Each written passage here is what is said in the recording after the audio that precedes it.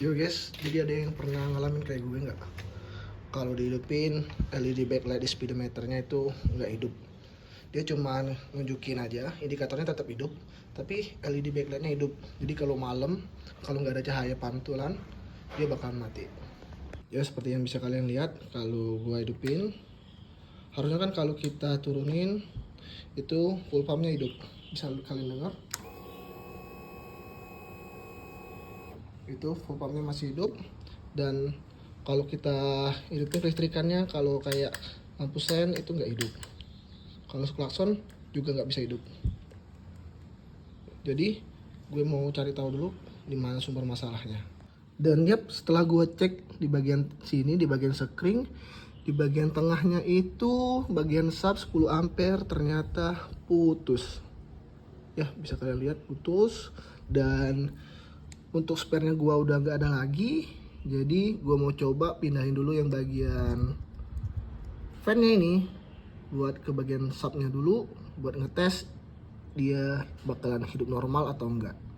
Dan yap, setelah gua tuker dari bagian fan ke sub dulu karena gua nggak ada spare-nya, kita coba hidupin. Ya, LED backlight-nya udah nyala seperti normal.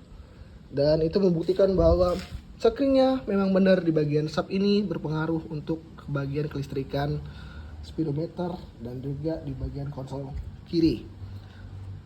Nah, karena gue nggak ada spare-nya, jadi bagian fan ini gue matiin dulu, gue ganti ke bagian tengah. Tapi jangan coba-coba buat matiin kontak di bagian kalau misal screen fan-nya dicabut. Karena kalau kalian coba hidupin lagi, kalian tekan, kalian coba putar, itu nggak bisa. Karena ternyata di bagian fan ini itu berpengaruh juga. Dia berpengaruh ke bagian kontak dan juga jadi berpengaruh nggak bisa hidupin motor. Ya itu aja konten kali ini, biar bisa berbagi dan membantu kalian yang juga pernah ada masalah.